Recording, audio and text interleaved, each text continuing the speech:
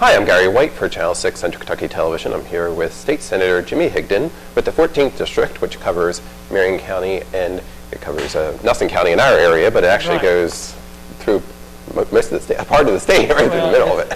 From Fern Creek to Fishing Creek. Right. And Senator Higdon has also been re-elected as the majority whip for That's correct. The state Senate for the upcoming legislative session, which will start on January 3rd, 2017. So we're going to talk about what's At high noon. At high noon, yeah. So we're going to talk about what's to come for the 30-day session, which will be starting, as we said, in January. A lot of issues.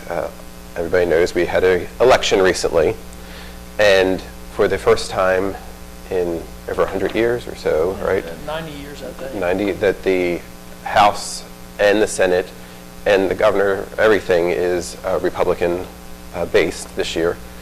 And first of all, were you surprised by the result of the election or not? You know, the surprise that I had was here in Marion County. Mm-hmm. That was the big surprise to me. I worked with Terry Mills for a long time, and Terry's done a great job for Marion County, and that was a big surprise to me, Gary. That really was, and so that's we moved forward, and in our area, you have two new representatives that you're going to be working with in our coverage area, right? Because it'll be Brendan Reed now, right? In Marion County. Brandon Reed is obviously the new state representative in Marion County for the 24th representative district, and then Chad McCoy is the newly elected representative in Nelson County. Right. And what's really remarkable about this election, there's 26 new state representatives. And think about that, 1/4 of that legislative body is new. And if you look back in the last couple of years, probably half of that body, the House of Representatives, probably over half of that body has less than 4 years experience. So it's pretty amazing. And of course, I have in Casey County, I have newly elected Daniel Elliott, so and then James Allen Tipton just won his second term in Spencer County. Then Kevin Bratcher is a representative that shares the area of Jefferson County with me. Okay. And Kevin Bratcher has been there. He's been there a couple years more than I have. So he's a seasoned veteran as far as the legislative process. But he's also the majority whip now in the House. So okay. So look forward to working with Kevin on that. And before I forget, Gary, congratulations. I guess of sorts are in order for you that now in Nelson County, Channel 6. Channel 6 TV will be on Channel 6, yeah. and that's great news, because I know it's always very convenient here in Marion County when you're flipping through the channels to land on Channel 6 and watch Channel 6. So that's very good too. And before we get into the legislative stuff, as we've talked many times in the past about pipeline issues, I think December the 3rd was a deadline for comments on the Kinder Morgan pipeline, the repurposing of the pipeline that runs through Marion County and Bull County. Goes really across a good portion of Kentucky. It goes through, I know, 5 congressional districts. So anyway, that comment period is closed, and we should hear from them very soon about their plans, whether they will agree to do the environmental impact study, and that's what we've been lobbying for. And I think we have a very good chance that the FERC, the Federal Energy Regulatory Committee, will recommend that or require that there be a full environmental impact study done on conversion of this pipeline. And you know what? And we've talked in the past. My primary concern was that this pipeline is over 70 years old. And so I'm concerned about, with that 70-year-old line, the safety of constituents in my district. I'm also concerned about the environmental impact that could have. That pipeline runs basically through the watershed of Marion County, and so just some real concerns there. So I had recommended, I wrote comments and recommending that FERC do the full environmental impact study, so we'll know that this, somebody will do some scientific discovery to make sure that this 70-year-old line is capable of carrying this product and the effects that it would have on Marion, especially Marion County, and with our harsh terrain, the effects that this pipeline will have on Marion County. So absolutely. I'm looking forward to a positive response from FERC here in the very near future, Gary. Absolutely. And we'll let you know when we hear those results here on Channel 6 as well. So talking about the legislative session, as we said, we had an election in November. There were a lot of issues that were discussed during the election, and some of the key issues were the right to work legislation, the schools, charter schools as well. And what's the status of some of those issues that were big hot button issues during the election? Well, this is the short session, and we start back, like you said, next Tuesday, and we're in a 4-day organizational period for the first 4 days now. In the past, we have passed legislation in those 4 days, so we will be starting back on January the 3rd, and it's a 30-day session. And the 30-day session, we've been trying to slow these short sessions down. They were never intended. I think the first when we did the constitutional amendment, I think back in 1998, to have annual sessions, and the odd year session, the short session, was kind of designed to tackle big issues and to just do a few issues. That was kind of the way it was sold.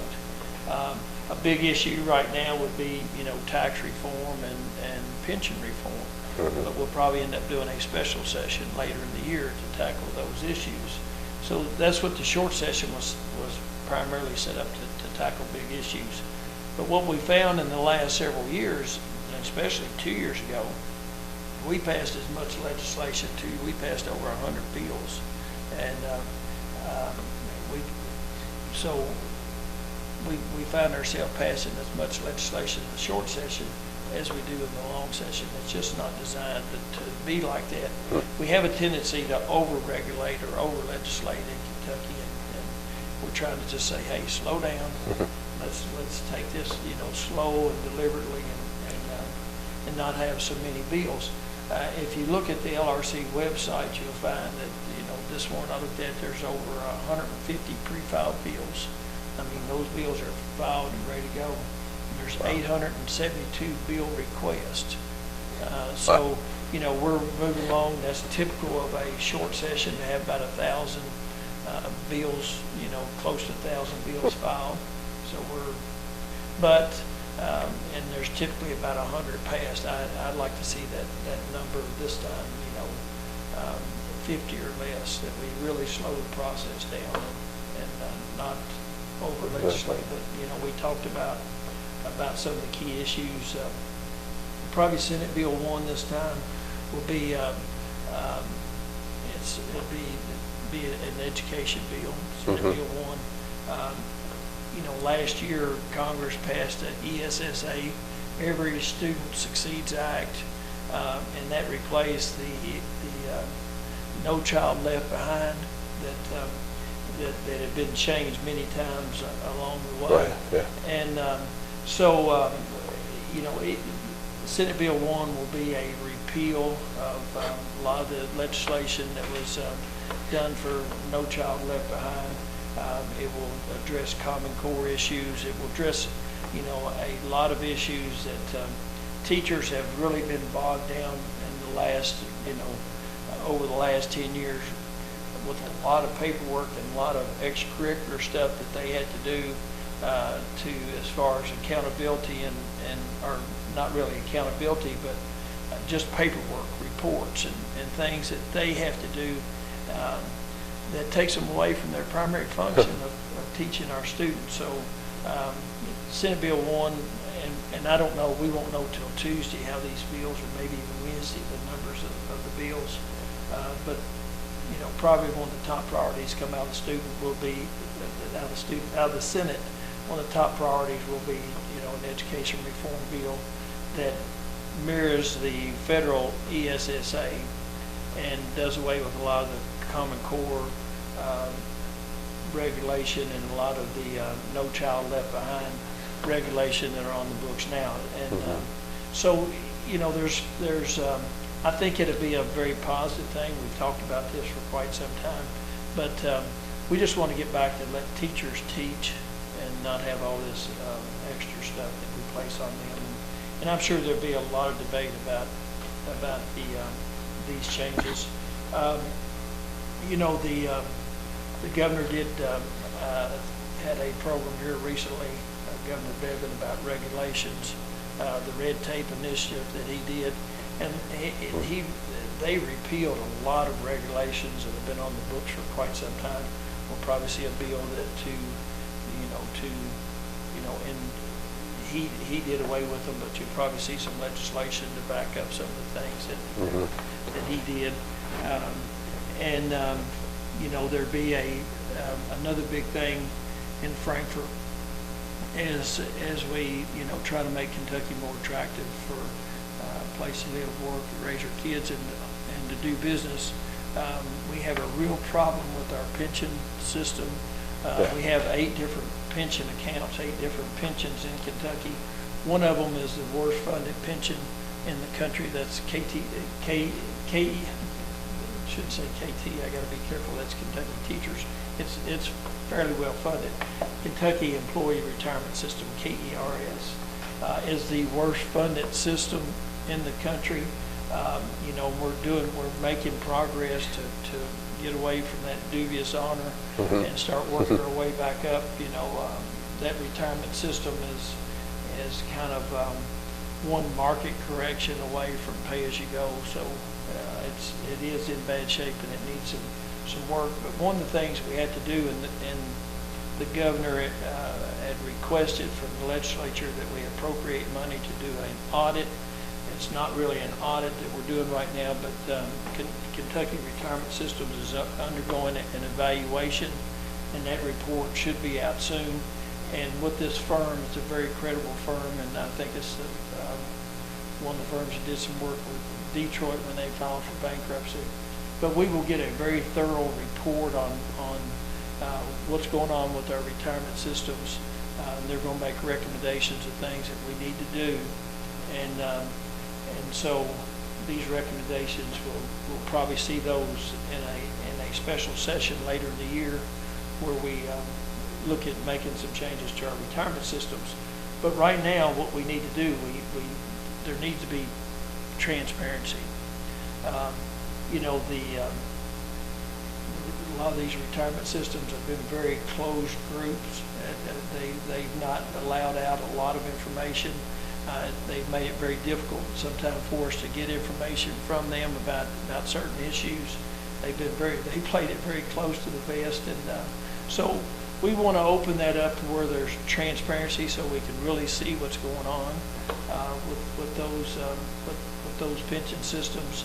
And you know, for instance, you know, in the past, the pension systems hadn't been required to follow the Model Procurement Act that all agencies of state government had to follow, and the retirement systems have been somewhat exempt from that. So we want to do that. We want to make sure that folks can see what's going on with the retirement systems. And as we look at, we had actuaries to look in last year. We had a lot of finger pointing, you know, who's responsible for the underfunding, and we know the General Assembly is, you know, we have a responsibility in that. And so the findings back from the actuary said that about 20% of the underfunding was from because the legislature simply didn't put in enough money. But 80% of the issue then, you know, what are the 80%? Where's that other money? Over 20% of the underfunding was caused by poor returns or poor performance by the funds as far as earnings over the years. And then there was the actuaries, they looked at these assumptions. A lot of their assumptions were wrong. They looked at, said we would get 7.5% return on our investments. We haven't gotten that. People are living longer. There's spiking going on.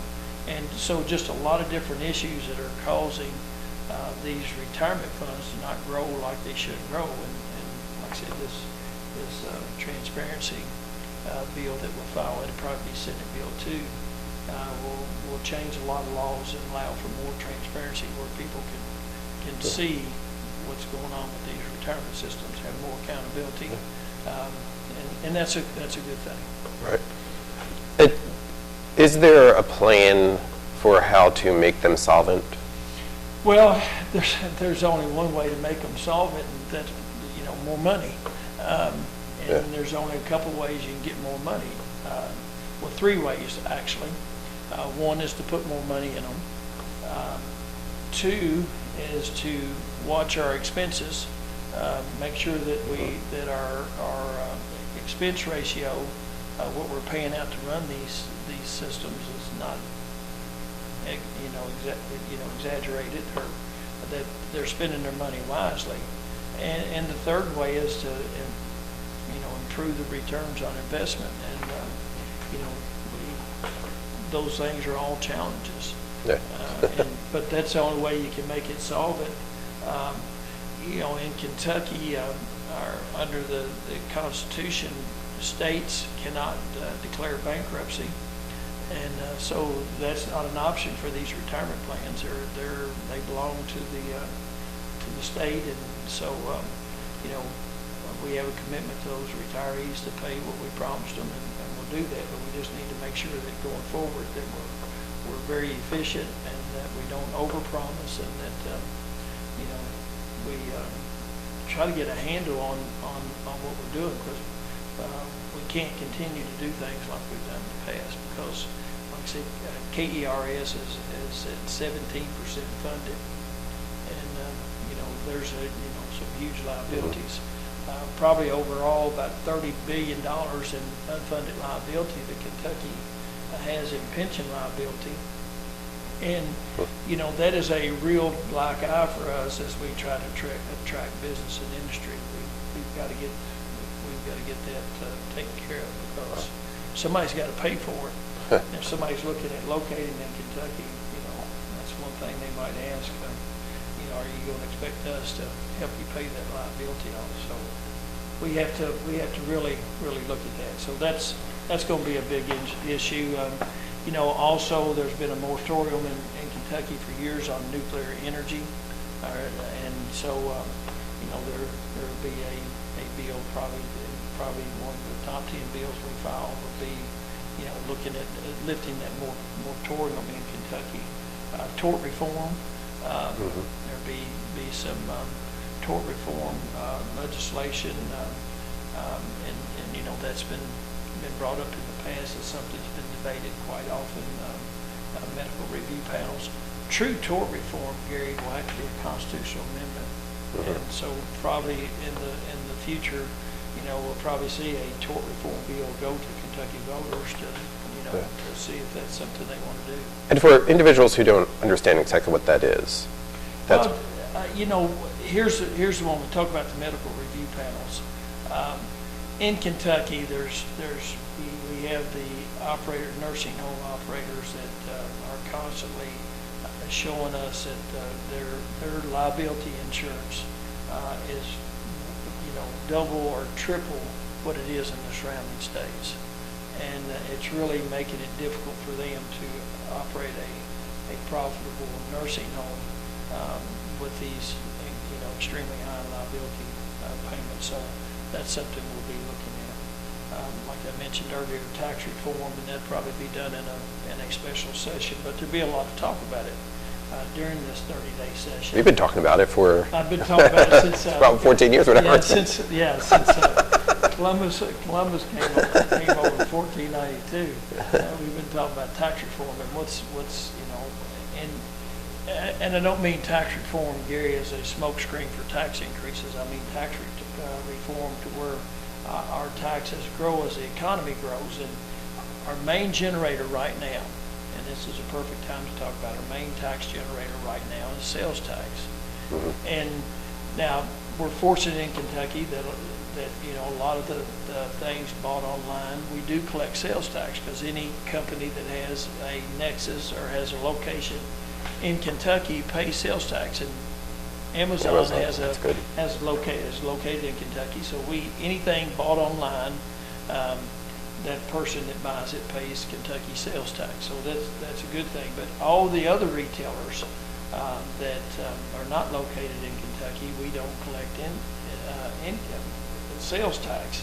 And as we all know, you know, probably one of the fastest growing segments of retail business is mail order. So our sales tax has not grown with the economy, because our economy has changed. So there'll be a look at taxing some services, and really for Kentucky to, if we want to be able to attract new jobs and for Kentucky to grow, we really need to be more competitive. We need to reduce our personal income tax. You know, I don't think we can get to where Tennessee is at 0, but we could get to where Indiana is. Indiana's personal income tax is 3%. Kentucky's is 6%. So that puts us at a economic disadvantage when the companies look at coming to Kentucky. If they look at our neighbors to the north and the south, they'll see that their personal income tax is quite a bit lower.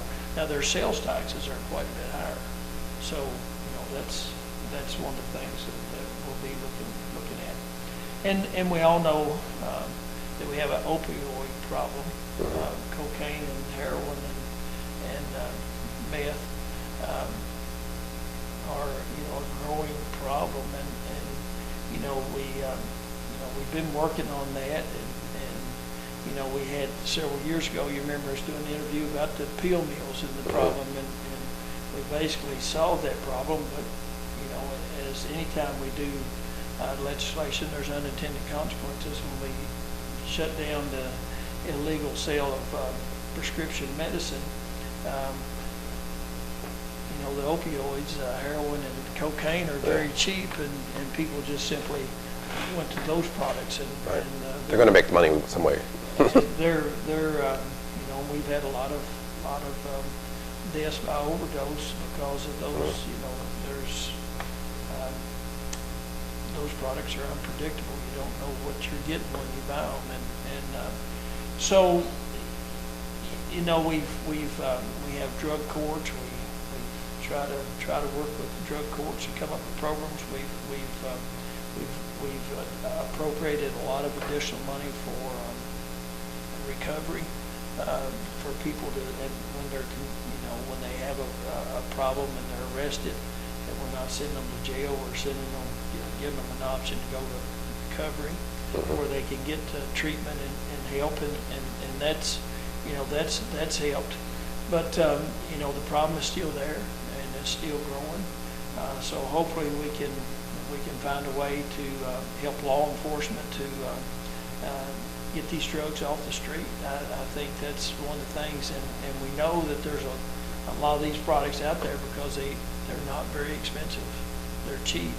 So one of the things I think would help is to take, we spend a lot of money on marijuana to convict people of offenses with marijuana and the eradication of marijuana, and a lot of it, enforcement dollars goes towards marijuana. And I'd like to see us shift that emphasis to these harder drugs and try to do a better job of getting them off the streets.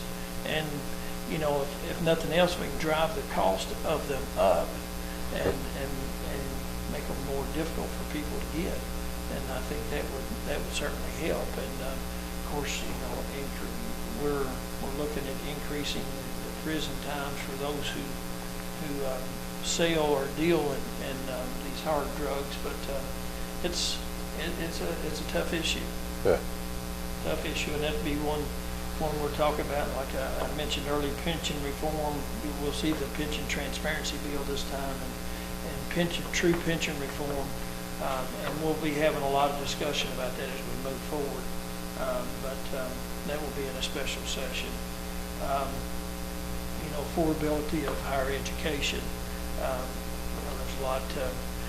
A lot of talk about that, and the governor just did an executive order for work-ready scholarships, and we'll probably be doing some legislation to codify that, to make that law. And I think in his it's a scholarship. It's a last dollar scholarship for a two-year programs, and it's basically in 5 areas of high demand jobs, and that's what we've got to do in Kentucky.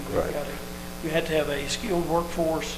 If we're going to, continue to attract business and industry here, we have to have a skilled workforce. Now that is basically the same thing that last year was proposed and he vetoed, is correct? That's correct. But it's the same It's the same concept. I think he narrowed it down to just 5 areas of high demand jobs, where before I think the work-ready scholarships were probably a lot broader than that. So anyway, that's something we'll go. Yeah, and that's a good thing.